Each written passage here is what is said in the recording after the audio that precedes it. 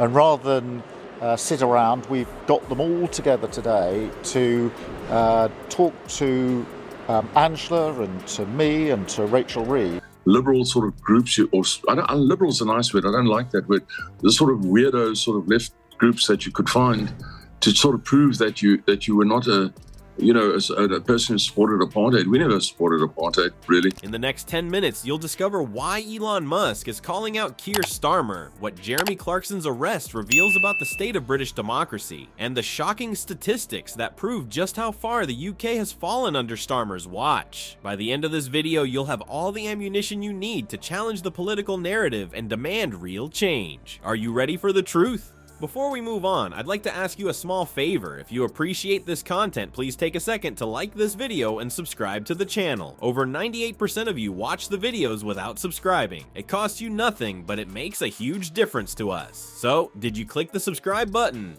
Great, thank you so much. Now, back to the video. Westminster has been rocked by Elon Musk's abrupt entry into UK politics. Musk, who is well known for his innovative inventions and divisive outbursts, has mostly avoided British politics. All of that changed with a one tweet, leaving commentators and politicians frantically trying to figure out why he did it. Elon Musk have described it as a fascist government, but you know, Keir Starmer was elected this summer, and if he doesn't get things right, he'll be kicked out in 4 years' time. That's not really fascism.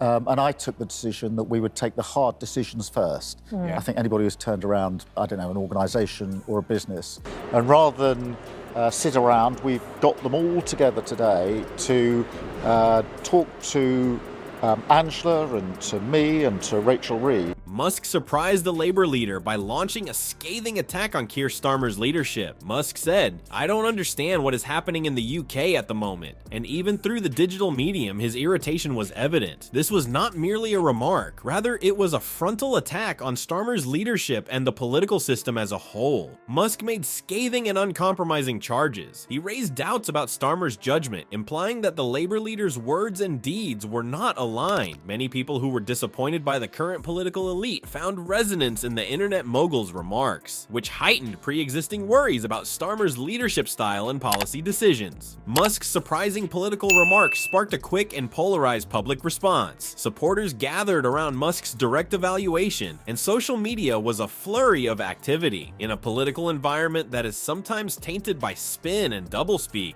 many saw his involvement as a welcome dose of candor. However, Musk's detractors retaliated, arguing that he should concentrate on his own commercial endeavors and casting doubt on his credentials to make political commentary in the UK.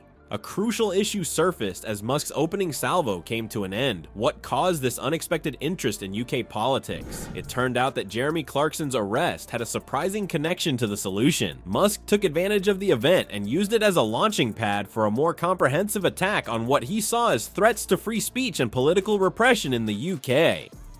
So, you know, England is a beacon of what we consider to be good, and I've always considered to be good, you know, on the side of right and all that sort of thing. I think the facts speak for themselves. As I've said on a number of occasions, for a typical family wanting to pass on through the family, which is a typical case, completely understood, going to turn something around, you have to do the hard yards up front. Don't look at a tough decision and then leave it for a year or two. So we're doing the tough stuff.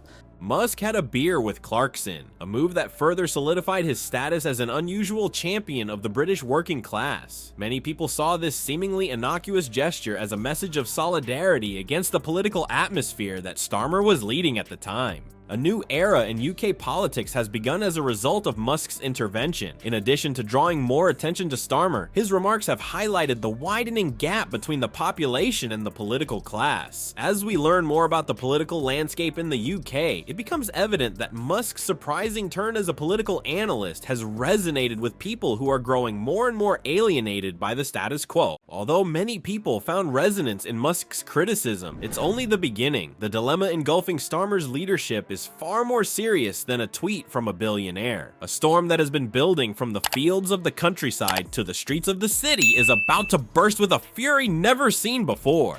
This dissatisfaction has its origins in Starmer's election campaign. With his lofty pledges, he portrayed a more equitable Britain that would safeguard farmers and the elderly. However, these assurances started to fall apart like a flimsy sweater as the months passed. For example, the farmers. Starmer promised that his ideas for inheritance taxes would only impact the most affluent farms. Today, hundreds of farmers are demonstrating in bitter cold, feeling deceived and singled out by the administration that claimed to be their voice. Liberal sort of groups, liberal's a nice word, I don't like that word, the sort of weirdo sort of left groups that you could find to sort of prove that you were not a person who supported apartheid. We never supported apartheid, really.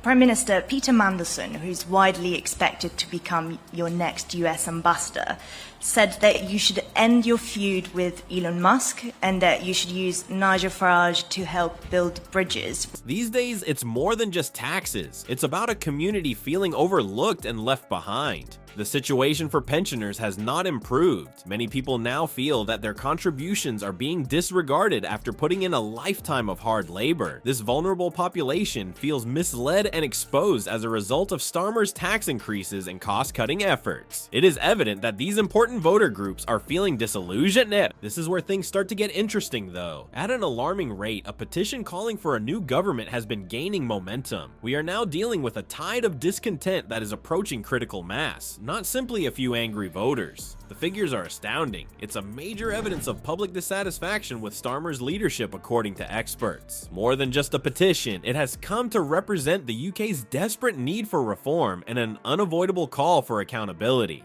However, Starmer's attitude has been icy in the face of this massive display of discontent. His flat rejection of the petition demonstrates a lack of interest that has further deepened the divide between the political elite and the general electorate. A surprising ally of the British working class has surfaced as this gap widens. The IT millionaire from the other side of the world, Elon Musk, has entered the debate. From his latest outburst on Twitter to his beer with Jeremy Clarkson, he has established himself as a voice for people who are becoming more and more alienated by the current system. How will Starmer react to this increasing pressure is the topic at hand. The Labour leader is in a vulnerable position as Musk amplifies the voices of dissatisfaction and the number of petitions rises. The course of British politics and the destiny of UK leadership may be decided in the upcoming weeks. The political scene has been shaken by Elon Musk's sudden entry into UK politics. His outspoken criticism of Keir Starmer and backing of Jeremy Clarkson has exacerbated voters' already existing annoyances. Musk's engagement has forced a national dialogue about representation and leadership by bringing attention to the widening gap between the working class and political elites. It appears like the gap between Westminster and the typical Brit is getting wider every day. Many people feel deceived and ignored as a result of Starmer's broken promises and policy changes. Pensioners are struggling to make ends meet, farmers demonstrate in the bitter weather, and a call for a new government gathers unheard of momentum. However, the Labour leader's contemptuous reaction just serves to stoke the unhappiness. One can't help but wonder as this political drama plays out, will the UK's leadership undergo a radical change? Is Starmer's term coming to an end, or will he be able to close the widening gap between his party and the public?